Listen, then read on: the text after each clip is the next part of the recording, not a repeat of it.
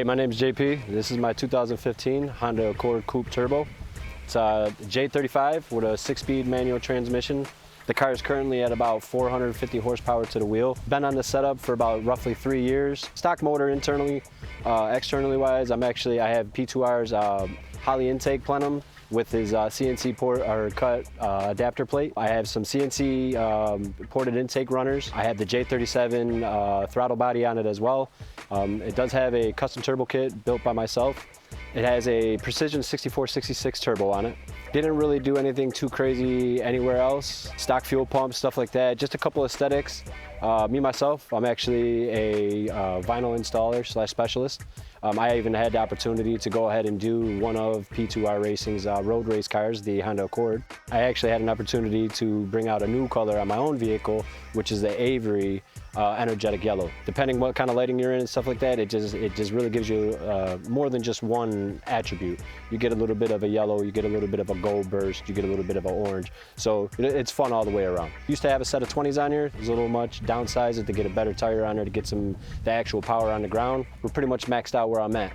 So me and Sean, we've been friends for a while now. The guys at P2R have been taking care of me since I very bought this car. I wouldn't be where I am right now without their support, without their R&D and stuff like that. Major thanks, thank you.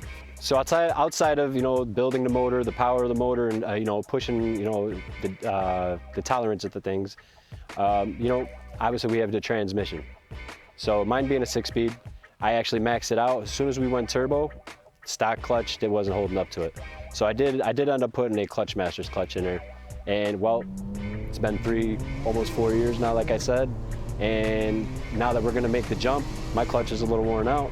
So again, I reached out to Sean. I was like, hey, the single disc setup, it just ain't cutting no more. And now that we're gonna be going bigger power, it don't make sense to try to run a single disc or anything like that. He said no problem. He made a phone call, got the order in for a twin disc setup.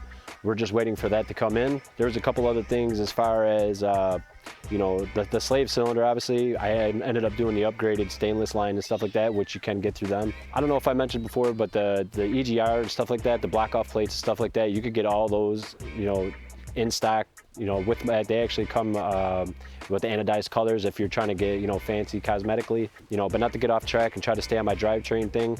I did actually have some issues in the past. Third gear was just giving me some problems. Got that sorted out. Fourth gear had some problems, and it was trial and error. But now I'm completely confident that with what he has coming for me transmission-wise with the twin disc clutch setup, and maybe even some dog bone gears in there, I'm not really sure. So with all said and being done on the transmission and stuff like that, we're upgrading to a twin disc on that to minimize tension on the gears and stuff like that.